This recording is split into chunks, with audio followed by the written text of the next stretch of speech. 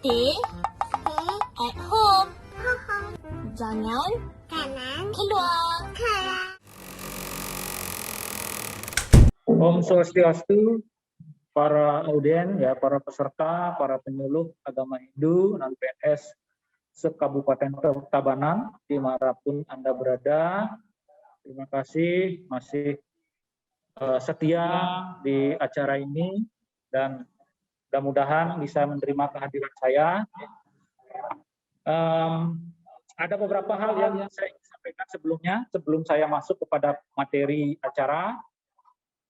Pertama, Tiang berikan cindera mata bagi yang mau bertanya kepada saya nanti atau mau berdiskusi kepada saya setidaknya ya, berdiskusi atau menyampaikan kendala-kendala yang dihadapi pada saat penyuluhan. Karena saya yakin selama 1 tahun atau 2 tahun yang lalu dan sebelum-sebelumnya pasti ada kendala-kendala yang pernah dihadapi ketika kita melakukan penyuluhan di masyarakat, dan saya yakin itu. Nah, oleh karena itu, bagi penyuluh yang pertama kali ingin berdiskusi dengan saya, Pak Bos, saya akan berikan satu buku karya saya sendiri, tapi isinya sederhana, ya, karena saya bukan orang pintar gitu. Ini hanya buku sederhana yang pernah saya buat. Ini merupakan produk dari organisasi saya juga, Aliansi Pemuda Hindu Bali. Nanti akan saya berikan, dan saya akan titip di kantor nanti. Silakan diambil bagi yang ingin berdiskusi yang pertama, ya, penyuluh yang pertama. Oke.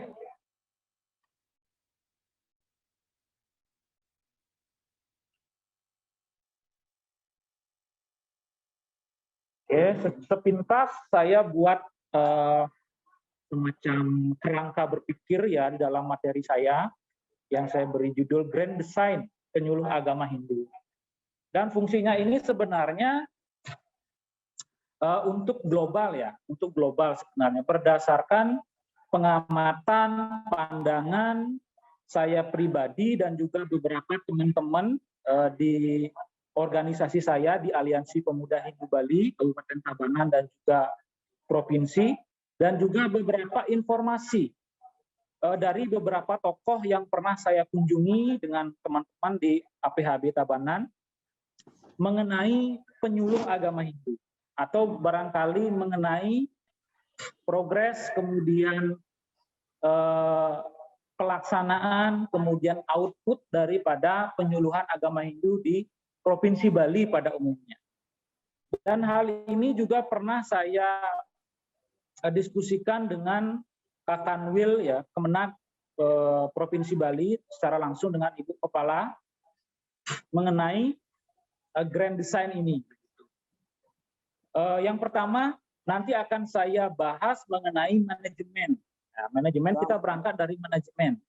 Jadi manajemen regulasi ini adalah manajemen yang berangkat dari kelembagaan agama Hindu. Dalam hal ini adalah Kemenag sendiri. Baik itu dari Dirjen Bimas Hindu, kemudian Pak Kanwil di provinsi maupun di masing-masing kabupaten.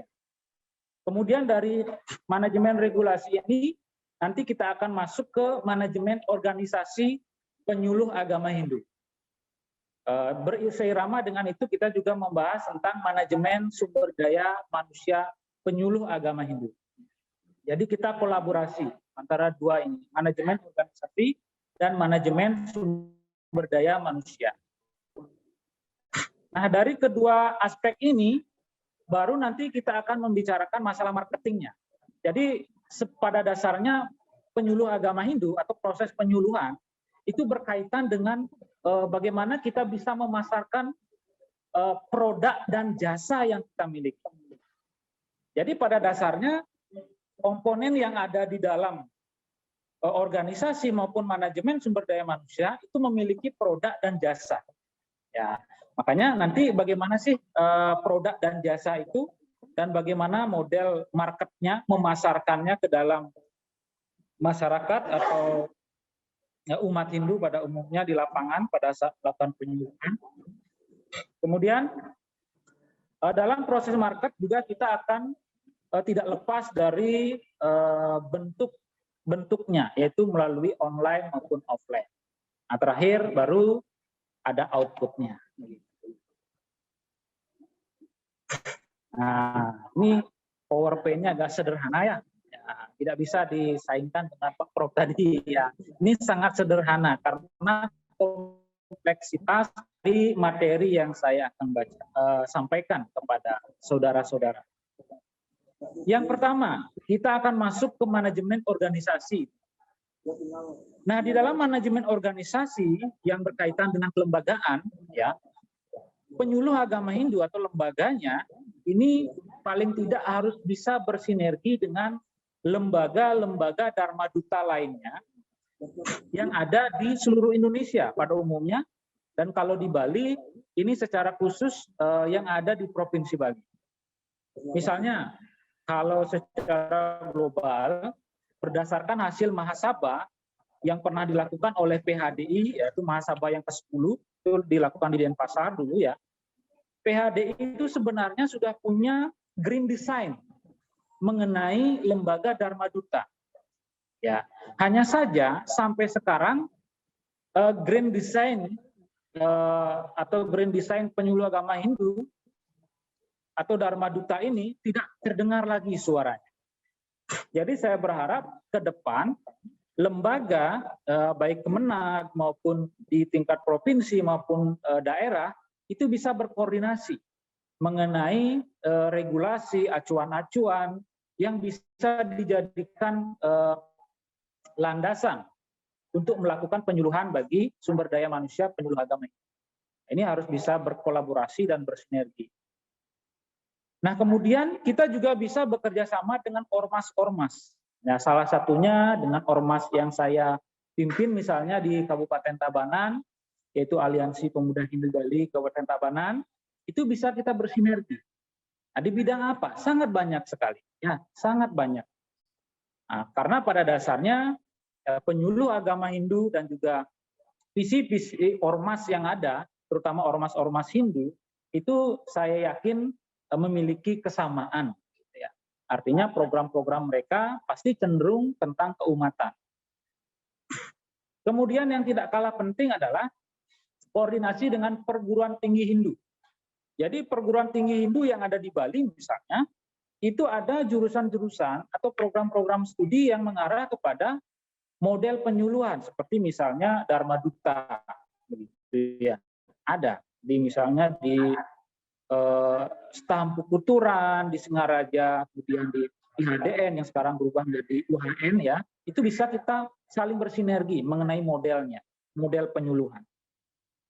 Yang kedua adalah staffing, yaitu ini bisa menjadi masukan ya kepada lembaga perekrutan begitu ya, agar merekrut penyuluh agama Hindu itu secara baik dan ketat begitu. Karena saya pribadi dan juga organisasi saya gitu ya, berharap bahwa penyuluh ini memang benar-benar memiliki visi misi di dalam dirinya. Jadi kita berharap bahwa penyuluh agama Hindu itu bukan hanya sekedar numpang lewat begitu, atau modal simbolik sebagai penyuluh agama Hindu bukan hanya sekedar sebagai batu loncatan untuk mencari pekerjaan-pekerjaan lain. Nah, ini sangat penting. Walaupun misalnya dia dari berbagai bidang lulusan atau basicnya berbeda-beda, tidak masalah menjadi penyuluh agama. Karena pada dasarnya ilmu agama masih bisa dipelajari baik secara otodidak maupun secara bersama-sama. Gitu. Jadi ini staffing ini sangat penting sekali dalam proses perekrutan di dalam kelembagaan. Mengingat penyuluh agama Hindu ini merupakan, kalau saya pribadi ya, ini merupakan Raditya Duta bagi saya, Surya Duta. Artinya secara tidak langsung mereka ini penyuluh agama Hindu ini adalah duta daripada Betara Surya gitu loh. Jadi punya visi misi memberikan penerangan. Jadi para dewa-dewa itu punya duta masing-masing, seperti Betara Yamu ada Yamu Duta ya, yang bertugas untuk menjemput para roh-roh yang sudah meninggal. Nah, kalau penyuluh ini sebenarnya merupakan bentuk nyata berwujud fisik di dunia ini sebagai surya duta atau perwakilan daripada Betara Surya yang memiliki peran untuk membangun sumber daya masyarakat Hindu, mencerdaskan masyarakat Hindu sesuai dengan harapan dan cita-cita agama Hindu, yaitu Moksatam Jagadita Yasaiti Dharma. Nah, ini sangat penting sekali. Jadi staffing ini, perekrutan sangat penting. Ketiga, kontrol. Nah, pentingnya membentuk tim supervisi atau supervisor untuk agen kontrol penyuluh agama Hindu. Ya, baik permasalahannya, kendala-kendalanya. Ini harus ada agen kontrol. Kemudian yang keempat, motivasi. Nah, ini yang tidak kalah penting juga. Penyuluh agama Hindu ini diharapkan juga dari kita sebagai masyarakat umum pada khususnya memiliki fasilitas penunjang penyuluhan. Dan pentingnya mempertimbangkan tunjangan atau insentif bagi penyuluh agama Hindu non-PNS. Baik itu melalui koordinasi dengan pemerintah kabupaten maupun provinsi. Nah, ini setidaknya bisa menjadi stimulus, pendorong, pemicu, pemacu semangat di dalam mengerjakan tugas. Ya, itu ini menjadi masukan dan juga kritikan untuk lembaga. Yang kelima, tim manajemen. Nah, harus ada target waktu untuk menentukan output pelaksanaan program penyuluh agama Hindu. Ya, saya yakin di dalam kelembagaan pasti ada SOP-nya, standar operasional. Nah, ini harus dikontrol dalam 6 bulan misalnya, atau dalam 1 tahun. Target apa saja yang sudah dicapai oleh penyuluh? Output apa saja yang bisa dikontribusikan oleh penyuluh? Dan bentuknya seperti apa? Ini harus jelas. Jadi dalam tim manajemen ini, dalam waktu menentukan output, sangat penting untuk melihat seberapa baik, seberapa keras kerja daripada penyuluh ini. Ya, dilihat dari output. Agar tidak pekerjaan penyuluh itu sebatas spontanitas.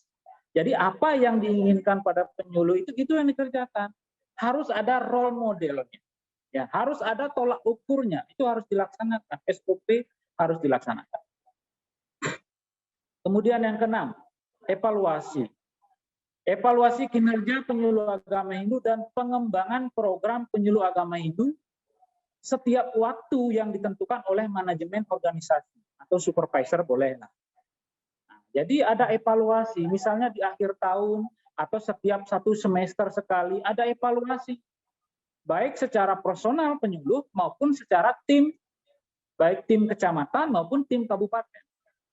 Ini sangat membantu untuk merefleksi diri, baik secara organisasi kelembagaan, secara personal maupun secara program kerja. Nah, ini.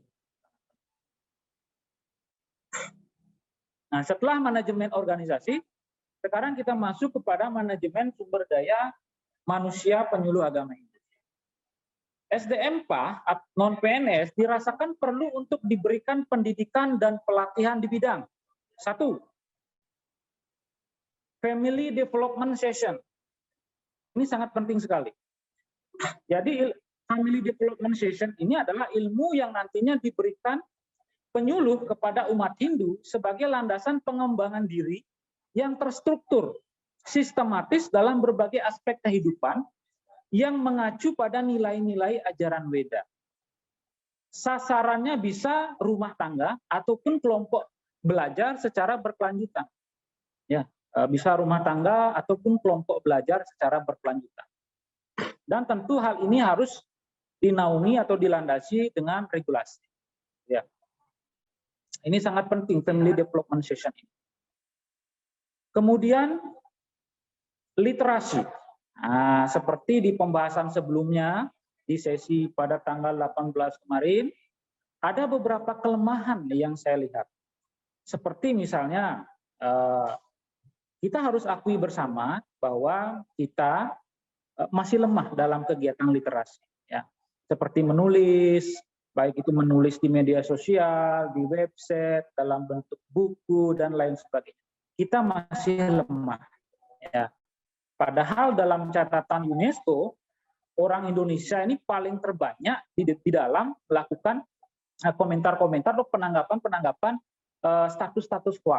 Nah, ini sudah tercatat dalam UNESCO.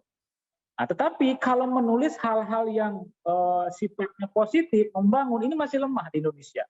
Ya, jadi kita perlu pendidikan dan pelatihan di bidang literasi, menulis.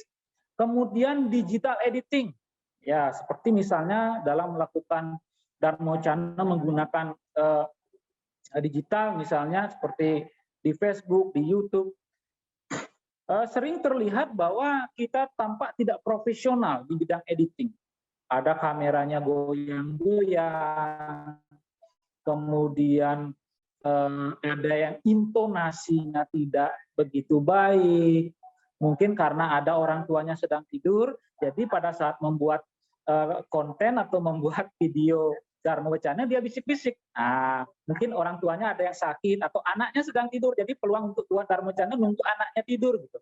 Nah, ini berpengaruh sekali. Jadi digital editing ini perlu diberikan pelatihan dan pendidikan bagi penyuluh agama. Kemudian acting. Nah, ini sangat penting sekali. Di dalam kita memberikan Dharmawacana secara di tempat umum misalnya, maupun di dalam digital. Nah, acting ini harus tahu bagaimana gerak, kemudian bagaimana mimik bibir kita, bagaimana skenario yang kita siapkan, kemudian blockingnya begitu ya, pandangan mata, ini bagian dari ilmu acting, seni acting begitu ya. Ini perlu dipelajari sebagai seorang penyintas, sangat-sangat fundamental. Kemudian public speaking, tadi sudah disinggung oleh Bapak Kepala kita dalam sambutannya, public speaking sangat penting sekali. Ya, karena ini berpengaruh terhadap apakah yang kita sampaikan itu bisa dicerna, bisa dimasukkan di dalam benak mereka atau tidak. Ini berkaitan dengan ilmu public speaking atau public speaking. Ini sangat penting untuk diberikan pelatihan. Baik secara online maupun offline. Dan lain-lain. Sebenarnya masih banyak sekali ya. Kemudian PAH atau penyuluh ini perlu juga diberikan pendidikan dan pelatihan di bidang entrepreneur. Kenapa? Karena ilmu wirausaha itu sangat penting dalam pemberdayaan ekonomi umat. Misalnya ketika kita turun ke lapangan sebagai seorang penyuluh, melihat ada produk-produk yang ada di misalnya lokal atau perumahan, home industri begitu ya, kita bisa memberdayakan, kita bisa memfasilitasi dengan ilmu entrepreneur yang kita pelajari. Kemana harus kita sampaikan produk ini, kemana harus kita perkenalkan produk ini, dan dukungan apa yang kira-kira bisa kita berikan untuk fasilitasi. Jadi pendidikan dan pelatihan entrepreneur ini juga sangat penting bagi penyuluh. Karena apa? Sebagai seorang penyuluh kita tidak semata-mata berdiri di depan banyak orang, cuap-cuap menyampaikan ilmu agama, tidak seperti itu. Jadi sangat kompleks tugas kita pada dasarnya. Yang keempat, karakter, ya, karakter atau pembangunan karakter. Ini sangat penting sekali karena apa? Dari beberapa fenomena yang kita lihat di lapangan, banyak sekali hal-hal yang berkaitan dengan pembangunan karakter bagi seorang penyuluh ini yang harus kita bangun, yang harus kita berikan pendidikan dan juga pelatihan. Ya, seperti misalnya rasa percaya diri, prinsip diri, pengendalian diri, efektivitas belajar dalam mempelajari pustaka suci Weda, evaluasi diri, komitmen dan disiplin. Ya, bukan berarti kita sebagai penyuluh tidak memiliki karakter yang baik, tetapi perlu dikembangkan, perlu dibangun lebih dalam lagi. Ya, karena kita berbicara masalah keumatan yang sangat kompleks dan luas. Tanggung jawab kita itu sangat-sangat besar. Nah, ini menjadi bagian daripada pembangunan sumber daya manusia, pendidikan agama, penyuluh agama ini.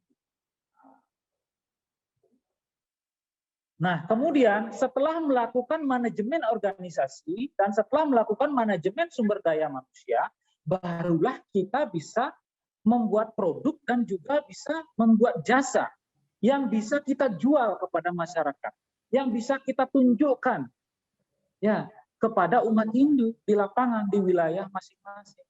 Mohon maaf Ya. Pak Eri, waktunya lagi 5 menit. Siap. Ya, misalnya apa? Produk. Ya, kita berbicara produk dulu.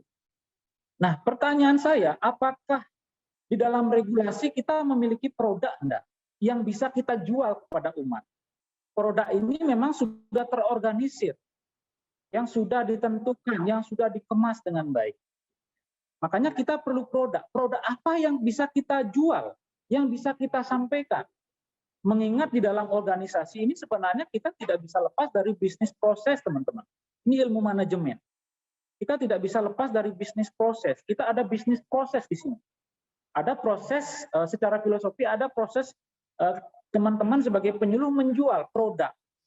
Produknya dalam bentuk apa? Nah, jadi melalui manajemen organisasi dan manajemen sumber daya manusia, kita dapat menghasilkan produk materi belajar seharusnya. Baik itu berupa konsep berpikir yang terstruktur dan sistematis, serta kompleks. Yang ini digali melalui ajaran Pustaka Suci Weda dan diaktualisasikan ke dalam bentuk media penyuluhan.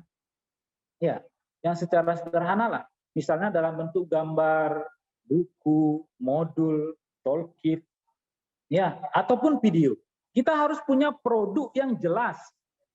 Baik itu nanti dikemas secara bersama-sama maupun pribadi atau maupun secara kelembagaan. Harus punya produk yang jelas. Ya. Misalnya saya berikan contoh produk yang bisa kita buat adalah misalnya kita mengambil dari materi ekonomi menurut Hindu. Jadi sangat kompleks sekali. Materi ekonomi menurut Hindu kita buat secara khusus. Materi pendidikan menurut Hindu yang sangat kompleks dari berbagai bidang pendidikan yang bermuatan keagamaan begitu ya. Kemudian materi kesehatan menurut Hindu, materi kesejahteraan sosial menurut Hindu, materi lingkungan hidup menurut Hindu, ya. Kemudian materi sosial budaya menurut Hindu, materi sosial religius menurut Hindu, baik secara internal agama maupun eksternal atau studi agama, perbandingan agama. Kemudian materi hukum Hindu, materi sejarah Hindu, ritual Hindu, ya, dan lain-lain. Ada banyak sekali. Ya, ini perlu kita buatkan semacam produknya. Kita harus buat produk. Nah, salah satu contoh, saya bawakan contoh yang bisa nanti digunakan baik secara kelembagaan maupun inisiatif pribadi ya, ataupun berdasar secara bersama-sama ya. Ini contohnya bisa terlihat ya, moderator ya. Bisa terlihat Waji? Bisa terlihat bentuknya? Ya. Jadi di sini kita buat semacam toolkit begitu ya. Kita buat semacam toolkit teman-teman. Jadi teman-teman bisa lihat di kamera utama ya. Jadi di sini Pak Moderator bisa dipegang sebentar, bisa berdiri. Ya, mohon maaf nih, ada tugas tambahan moderatornya. Nah, di sini teman-teman nanti bisa membuat semacam toolkit.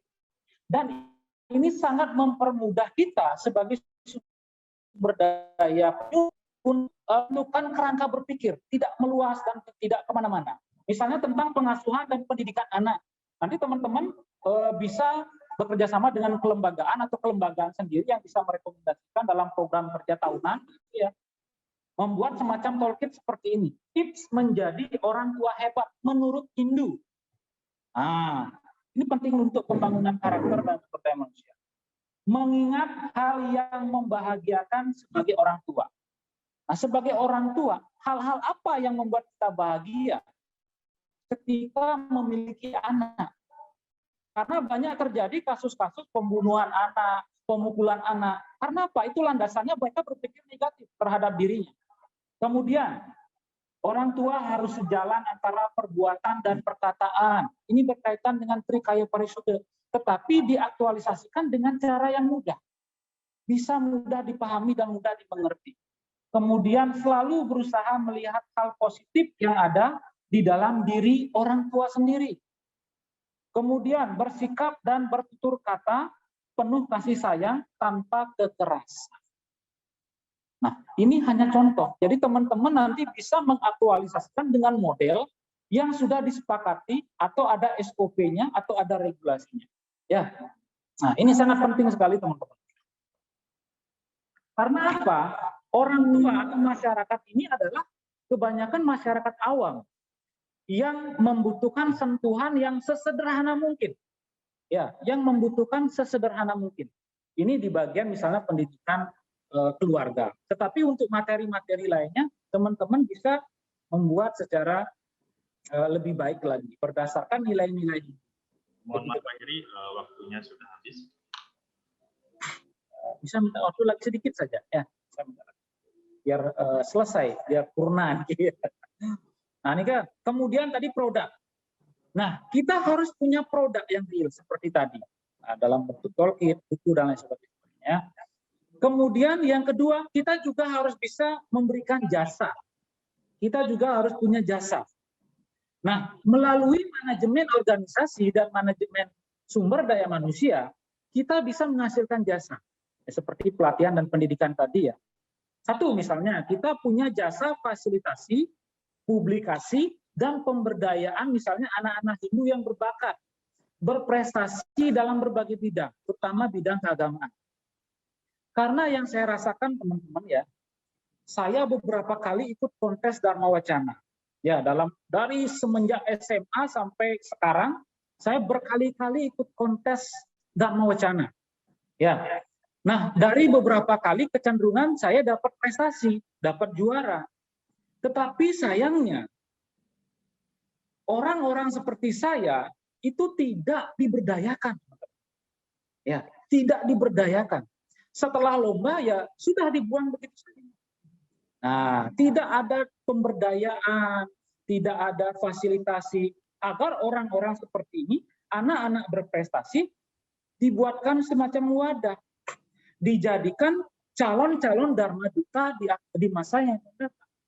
Nah, kita sebagai penyuluh harus punya jasa ini, jasa fasilitasi, jasa publikasi, jasa pemberdayaan bagi anak-anak yang punya bakat. Ini sangat kompleks sekali tugas kita. Kemudian yang kedua, jasa fasilitasi, publikasi, dan pemberdayaan sumber daya masyarakat ini dalam berbagai aspek kehidupan. Misalnya, kalau di tempat teman-teman ini ada ibu-ibu atau ada bapak-bapak atau ada anak atau siapapun yang tampil secara inspiratif atau menginspirasi dalam berbagai bidang. Ini kita bisa fasilitasi dan publikasi. Misalnya melalui channel YouTube kita, melalui media sosial. Ini kita harus bangun mereka untuk mencapai output. Ya, pokok hal-hal yang sifatnya inspiratif, menginspirasi harus kita fasilitasi. Ya, misalnya ada umat Hindu ya yang punya usaha dan melibatkan banyak karyawan sehingga karyawan ini bisa menghidupi keluarganya. Nah, jadi penyuluh agama Hindu itu hadir di sana. Ya, semacam kita diskusi lah. Kita rekam pakai HP. Nah, kita tanyakan, Bapak, kira-kira apa sih yang membuat Bapak ini bisa sukses seperti ini? Kemudian kenapa bisa merekrut banyak karyawan, orang-orang Hindu sehingga bisa membuat mereka melanjutkan kehidupannya secara ekonomi. Ketika mereka menjelaskan, kita imbuhi dengan nilai-nilai Hindu, mengenai dengan materi Hindu yang berkaitan dengan ekonomi. Itu banyak. Itu misalnya kita ambil dari Arta Sastra, Unity Sastra juga ada, di hukum Hindu, Manusmriti juga banyak yang disinggung mengenai ekonomi Hindu.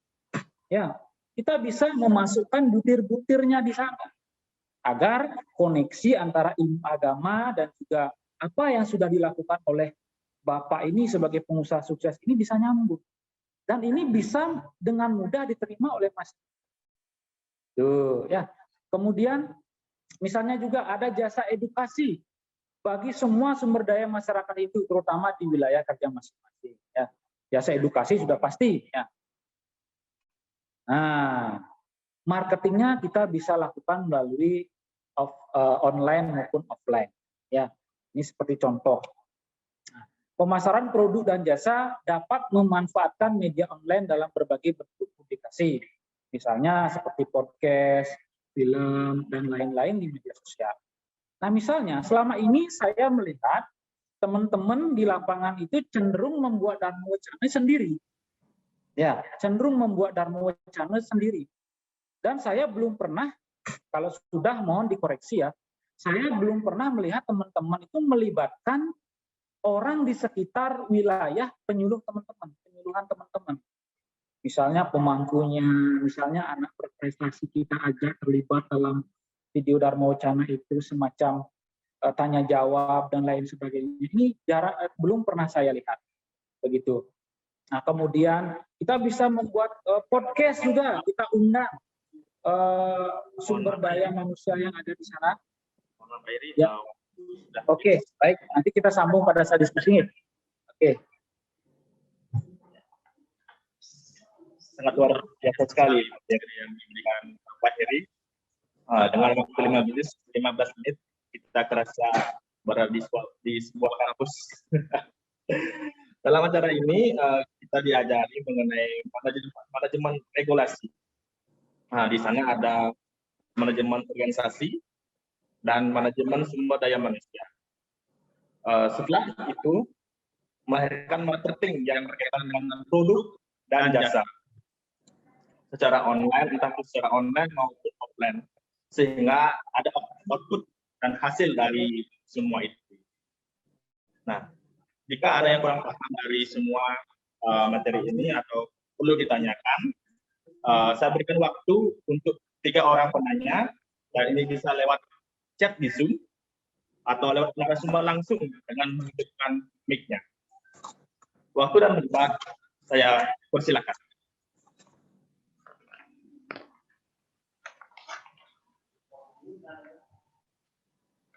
Kira ada? Yang pertama dapat buku nih. Yang pertama kali. Mohon dicek baik-baik nih ke Pak moderator. Ya, siap. Ya. Wahyu Diantara. Silakan Bro Wahyu. Mau langsung atau di chat ya? Om Swastiastu. Om Swastiastu, Bro. Ini Sinampura dumun iki Pak Heri. Salam kenal iki, Bro. Salam kenal Pak Heri. Terima kasih untuk moderator. Untuk dalasannya sampun ke picture yang titiang. Ampura Pak Heri titiang nak senang campur-campur niki bahasanya. Singgih. Ini untuk materinya Pak Heri sangat menarik sekali niki Pak Heri. Titiang sebagai penyuluh nama Titiang Iwayan Wahyu Diantara, wilayah Titiang ring Kecamatan Baturiti, daerah binaan Titiang ring Desa Perian Kangin genten. Titiang termasuk penyuluh tingkat muda Titiang Pak Eri. Mohon maaf Pak, mohon diperkeras suaranya. Untuk tingkat penyuluh Titiang masih di tingkat muda Titiang Pak Eri. Sampun kedengaran mina suara Titiang ya? Nggih, laris. Seperti yang dikatakan Pak Eri ini tadi penyuluh saat make surya nih. Titiang durung presiden niki. Titiang saat make kunang-kunang niki narung saseh niki. Ampura pisan niki Pak Eri kan. Mungkin dari materi Pak Eri sangat menarik sekali tadi. Titiang juga pernah berpikir seperti nikel, jadi penyuluhan yang kita, terutama yang di era pandemi ini kan kita jarang bisa ketemu sama masyarakat, hanya pada situasi tertentu saja, misalkan saat ngayah, sembahyang, Nah, kita tidak leluasa seperti yang dulu, dan bisa mengumpulkan kelompok binaan kita seperti ini. Nah, jadi untuk siasatnya adalah dengan membuat video kan. Jadi pengalaman yang diberikan oleh Pak Eri ini sangat bagus sekali. Jadi kita tidak hanya memberikan dharma wacana sendiri saja kan. Bisa melibatkan masyarakat di sekitar kita, baik itu anak-anak, remaja. kita agak diskusi, kemudian kita selipkan beberapa sumber-sumber ajaran Hindu seperti itu. Mungkin Nike jadi motivasi kita di penyuluh untuk kedepannya seperti itu. Niki Titiang bertanya sedikit Pak Eri, kendala kita biasanya kalau di masyarakat Niki, masyarakat kebanyakan yang skeptis kan Ya, istilah Bali ke meboyo kan meboyo kan. Kalau mungkin Pak Eri yang menjelaskan mungkin iki sami tegam kan tegam meningahan niki kan. Dan dosen niki masuk ilmunya hegemoni kan hegemoni ya hegemoni kekuasaan niki ngelah kekuasaan niki pasti dingah kan. Nah, jadi yang bertanya sedikit Pak Eri, kira-kira bagaimana cara kita untuk mengatasi situasi seperti ini? Karena niki sebagai kendala di tiang ring lapangan. Kalau misalkan masyarakat yang skeptis meboyo, pasti ke tujuan kita tidak akan berhasil. Dan efek negatif yang bisa kita terima nih ke Pak Eri, kita bisa minder, gitu. Minder. Nah, kira-kira solusi apa yang Pak Eri bisa tawarkan dengan kita sendiri? Ya, dari tiang akui juga kami di penyuluh untuk literasi mungkin tidak begitu banyak sekali juga, kan? Tetapi sebetulnya harus kita punya literasi yang banyak. Masalahnya pun iki Pak Eri, ketersediaan untuk itu karena dari tapi rancangan modelnya yang tadi Bapak Eri katakan ini kan harus ada fasilitas juga yang mendukung. Mungkin dari Kementerian Agama mungkin nanti bisalah adakan program mungkin kira-kira ke depannya diprogramkan ada buku semacam itu yang kami dapat jadikan literatur, mengingat ya ini sudah naik Niki tapi tunjangan kita kan Pak Eri, tapi untuk membeli literatur yang banyak sekali Nike mungkin tidak bisa kan. Jadi kalau sudah lembaga yang punya, kita semacam perpustakaan kita bisa pinjam, nanti kembalikan siapa yang memerlukan dia yang pinjam. Dan mungkin seperti Nike mungkin untuk kedepannya. Kemudian pertanyaan yang kedua, karena kita di Hindu kan juga banyak sumber Pak Eri, banyak sumber. Sering kali karena skeptisnya masyarakat, ada permasalahan yang muncul lagi. Apa yang kita berikan, walaupun sudah sesuai dengan sumber yang kita baca, akan ditentang oleh masyarakat. Karena mereka membaca di sumber yang lain. Nah, sehingga kita akan kalah di sana. Kita kalah kalah keliabian bahasa Bali ini kan. Karena dari hatinya memang sudah meboye seperti Nika. Nah, saran Pak Eri seperti napi. Nah, Nika mantan dua Pak Eri kali mantan pertanyaan titiang mungkin dari pertanyaan yang teman-teman keluh kesah mungkin bisa disampaikan, mengingat Niki prestasinya Pak Eri sampun internasional sampai Niki mungkin untuk berbagi pengalaman mungkin. Terima kasih Pak Eri, matur suwun semua. Om Santi Santi Santi Om. Om Santi Santi Santi. Terima kasih Pak Wahyu Diantara. Untuk pertanyaannya saya ulang lagi Pak ya. Pertama, kira-kira bagaimana cara kita mengatasi masyarakat yang cuek? Dan yang kedua, di Hindu banyak sekali sumber sehingga banyak ada pertentangan di masyarakat. Saran Pak Heri bagaimana? Seperti itu ya Pak ya. Baik. Pertama, jadi seperti janji saya di awal, jadi buku saya yang sederhana ini sudah saya hibahkan kepada Bro Wahyu. Selamat ya Bro Wahyu. Jadi nanti setelah membaca boleh dikritik. Nah, yang pertama boleh dikritik dulu untuk membangun mungkin karya-karya saya nanti untuk ke depan lain. Ini karya saya yang ketiga nih. Ya. Silakan nanti ya dari panitia nanti bisa memberikan kepada saudara saya Wahyu. Kemudian yang kedua, saya ingin menanggapi pertanyaan Saudara Wahyu ini, ya. Saya lupa ini Wahyu ini dari mana ya asalnya? Dari desa. Dari mana? Oh, Perian Baturiti ya. Benar sekali Pak Eri. Yang ring Perian. Baik, Saudara Wahyu, yang pertama tadi adalah mengenai sifat membuya gitu masyarakat. Semacam cuek gitu ya. Nah, kemudian sebelum itu sebenarnya juga Bro Wahyu menyinggung masalah melibatkan sumber daya manusia yang ada di wilayah penyuluhan. Benar. Jadi kita sebagai seorang penyuluh tidak semata-mata tanda kutip arogan. Tanda kutip arogan dalam melaksanakan tugas. Artinya, jadi segala sesuatu harus menunjukkan diri sendiri. Nggak boleh begitu. Ya, nggak boleh begitu. Karena apa? Tugas kita ini adalah menyentuh masyarakat. Jadi kalau ingin menyentuh masyarakat, ya kita harus terlibat dalam masyarakat. Ataupun melibatkan masyarakat. Nah, begitu. Jadi kita tidak arogan. Gitu ya. Misalnya, ada anak-anak yang berprestasi di wilayah dampingan. Seperti kemarin ada Usawa Dharma Gita, misalnya ada perwakilan masing-masing desa, Usawa Dharma Gita kecamatan, Usawa Dharma Gita kabupaten sampai dengan nasional. Ada misalnya yang jago nulis aksara Bali, yang jago Mesatwa Bali, wilayah. Harus kita peluk dia, harus kita sayangi. Caranya bagaimana? Difasilitasi, diedukasi, diberdayakan.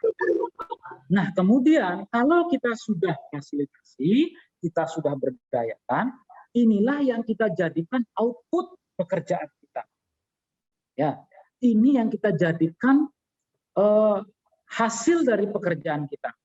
Bagaimana caranya? Kita bisa tunjukkan melalui media-media sosial. Kita buat videonya, kita suruh dia untuk melakukan Dharma Wacana bahwa orang ini namanya ini, asal ini, penyuluhnya bernama ini. Ya, jadi kita bisa melihat output jelas. Misalnya setiap tahun berapa anak yang berprestasi yang kita bisa jadikan output. Berapa ibu-ibu yang punya inspiratif, pengusaha inspiratif, atau petani yang inspiratif, atau pengusaha inspiratif, bisa kita jadikan output. Ya, jadi modelnya jelas. Misalnya 6 bulan, walaupun cuma satu, ada anak yang prestasi yang kita bisa angkat, boleh. Jadi masyarakat itu bisa melihat, menyaksikan bahwa penyuluh ini punya hasil kerja. Setidaknya ya, ini baru satu sisi, belum sisi-sisi yang lain. Begitu. Jadi ada nanti semacam agent kontrol di masyarakat. Oh ternyata penyuluh agama Hindu Kabupaten Tabanan sangat luar biasa. Mereka mampu memproduksi sumber daya manusia dari tingkat anak-anak sampai dengan dewasa dengan hasil yang luar biasa. Ya. Kemudian anak-anak yang berprestasi ini kita rekomendasikan. Ya. Misalnya kelembagaan di kabupaten membuat surat rekomendasi atau surat permohonan ke Bali TV, ke TPRI Bali, ya. Jadi yang hadir bukan penyuluh saja, ya, tapi kita melibatkan anak-anak yang sudah kita bina ini sebagai bentuk hasil dari pekerjaan penyuluh di Kabupaten Tabanan. Ya, begitu. Nah, ini sangat penting. Makanya saya ingin menekankan hal ini sebagai bentuk output. Nah, kemudian yang kedua, Wahyu juga menyinggung mengenai bahwa kadang-kadang problematika kita di lapangan ada kalanya, tapi tidak semua nih ya orang-orang yang ada di lapangan cuek terhadap keberadaan kita. Saya yakin banyak juga yang support, mendukung dan lain sebagainya. Nah, strategi yang bisa kita tawarkan itu adalah selain kita misalnya tadi sudah dilakukan proses pendidikan dan pelatihan, begitu ya, sudah punya skill, sudah punya jasa yang bisa kita adu di masyarakat, kita wajib melibatkan tokoh-tokoh. Ya, kita wajib hukumnya melibatkan tokoh-tokoh. Jadi tokoh-tokoh ini harus dilibatkan dalam kegiatan apapun, baik itu dalam bentuk regulasi, ya, maupun non regulasi. Jadi kontinuitas kita dan komunikasi kita dengan tokoh-tokoh ini harus berkelanjutan, gitu ya. Pangsingnya ketika membutuhkan baru kita panggil beliau. Tetapi kita juga harus merumuskan program-program kerja di lapangan atau mengaktualisasikan program-program kita, wajib melibatkan mereka. Nah, bagaimana kira-kira strategi? Karena saya sangat yakin yang memahami situasi di lapangan adalah memang tokoh-tokoh yang ada di sana. Terlebih kita misalnya bekerja di wilayah desa orang lain. Jadi kita tidak tahu seluk-beluk permasalahan yang ada di desa. Jadi wajib melibatkan tokoh. Kemudian regulasi.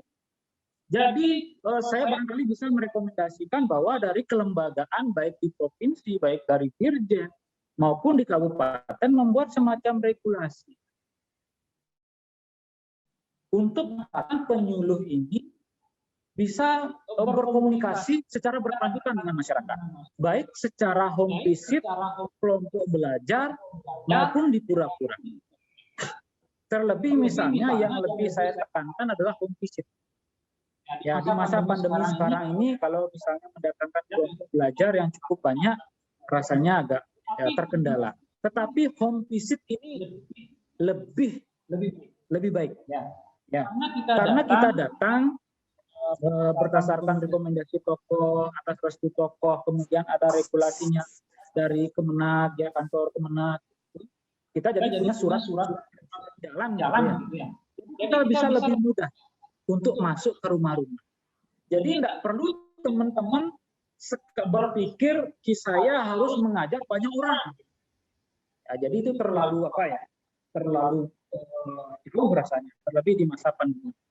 Cukup misalnya datang ke rumah, mohon izin, kemudian menyepakati waktu, Ibu, Bapak, mohon izin. Karena saya bertugas di wilayah Bapak, saya mohon izin kiranya ada waktu luang di hari apa, tanggal berapa, saya ingin mesadu wajeng dengan Bapak terkait masalah pembangunan keyakinan kita, penguatan keyakinan kita. Misalnya kalau kita nanti sudah punya produk seperti ini, ya, misalnya kalau kita sudah punya produk ini, kita tawarkan, ya, kita bisa menawarkan. Jadi saya punya materi bagaimana caranya menjadi orang tua yang baik. Tuh. Jadi kalau sudah pendekatannya persuasif seperti itu, kekeluargaan seperti itu, saya yakin semua tersentuh. Tetapi harus dilandasi dengan komitmen, disiplin yang tinggi dan kuat. Ya. Kemudian tentukan waktu sudah. Nah, kemudian begini, jika ada kendala-kendala semacam itu, ya, misalnya ada kendala-kendala khusus, sumber daya manusia penyuluh agama Hindu ini bisa membuat rekomendasi baik secara pribadi maupun secara bersama-sama kepada kantor Kementerian Agama di Kabupaten Tabanan. Permasalahannya seperti ini. Terlebih ada laporan setiap bulan. Jadi cantumkan. Dan saya berharap yang memegang kebijakan di kantor misalnya harus membaca laporan itu. Ya, membaca laporan itu agar mengetahui problematika yang ada di lapangan. Jangan laporan itu dikumpul kemudian ditumpuk tidak pernah dibaca. Padahal siapa tahu di laporan itu ternyata SDM kita di lapangan mengajukan atau memohon solusi dari beberapa permasalahan yang dihadapi. Nah, makanya di sini manajemen organisasi dan manajemen sumber daya manusia harus selalu mesadu wajeng, harus saling terkoneksi. Kalau misalnya kendala itu terlihat cukup berat, jadi teman-teman baik secara personal maupun secara organisasi bersama-sama bisa membuat surat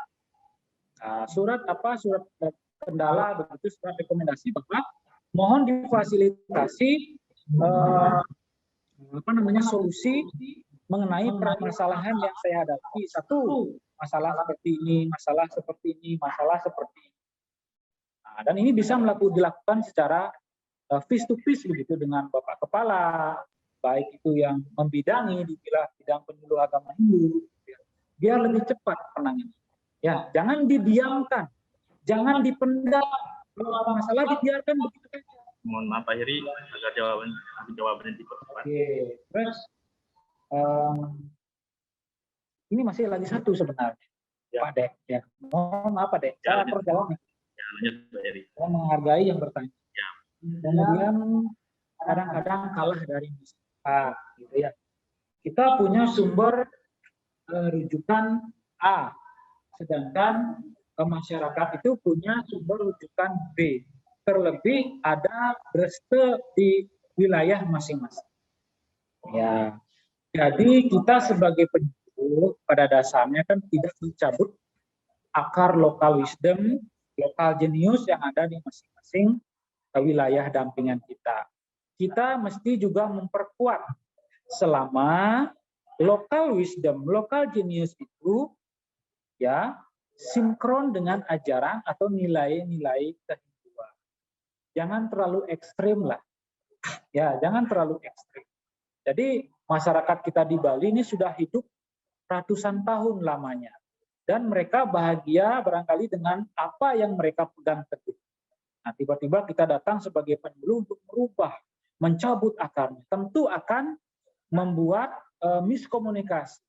Ya, membuat perpecahan. Dan jika misalnya terjadi hal-hal yang memang bertolak belakang dengan nilai-nilai kehidupan, kita juga tidak mesti harus melibatkan diri secara sepenuhnya. Kita bisa mengajukan surat permohonan kepada lembaga untuk mengundang tokoh-tokoh keumatan yang profesional, yang fenomenal, untuk datang ke wilayah kita, untuk membantu tugas kita. Ya, yang punya apa? Radius yang luar biasa misalnya di Bali. Nah, begitu. Setidaknya jika ini dilakukan terus-menerus secara kontinu, nanti mungkin orang-orang tuanya kita yang ada di desa tidak bisa berubah secara langsung. Tetapi regenerasi inilah yang perlu kita nanti perbaharui. Jika ada nilai-nilai di sana. Karena apa? Kalau kita merubah langsung ya, pola pikir orang tua kita, pengelisir kita, misalnya di desa wilayah penyuluhan, sangat sulit secara langsung. Tetapi yang kita rubah itu secara perlahan-lahan dari generasi-generasi. Nah, ini yang perlu saya tekankan. Jadi tidak usah merasa susah sendiri, tidak usah merasa kesal sendiri, karena kita ini adalah organisasi. Kita ada naungan lembaga. Jadi kita harus tetap berkoordinasi untuk menghadapi untuk menghadapi kendala-kendala yang kita hadapi. Atau terlebih kita harus menghindari cara-cara menggurui di lapangan. Ini sangat dihindari sekali. Kalau kita sudah terlihat menggurui begitu ya. Karena pada dasarnya terlebih seperti kita ini adalah masyarakat yang masih awam terhadap ilmu agama. Jadi kalau kita notabene terlihat menggurui, ini akan kacau. Akan dicueki oleh orang. Tetapi bahasanya di sini adalah share, ya, berbagi. Karena pada dasarnya ilmu agama seperti sekarang ini adalah sudah masuk ke semua aspek melalui digitalisasi. Semua orang bisa searching. Itu barangkali yang bisa saya sampaikan kepada Saudara Wahyu. Nanti kalau ada waktu luang bisa kontak-kontak Tiang, kita bisa ngobrol lebih dalam sambil ngopi, sambil ngeteh, sambil makan apa begitu ya, gorengan begitu ya. Ini lebih efektif rasanya. Karena sekarang kita waktunya terbatas. Saya tidak bisa memanfaatkan waktu ini sepenuhnya untuk saya. Kasihan nanti adinda saya sudah menunggu jeruk arumnya. Nah, jadi kita harus saling berbagi waktu dulu. Oke, lanjut. Pak Dek, apakah masih ada waktu untuk saya? Untuk waktunya sudah habis dari tadi. Ya, kasih. Baik, saya serahkan kepada moderator. Sangat menarik sekali pertanyaan dan jawaban untuk acara kali ini. Di mana cara-cara untuk strategi yang ditawarkan agar masyarakat tidak cuek adalah dengan cara melibatkan beberapa tokoh atau semua tokoh dari rancangan kegiatan dari awal sampai akhir.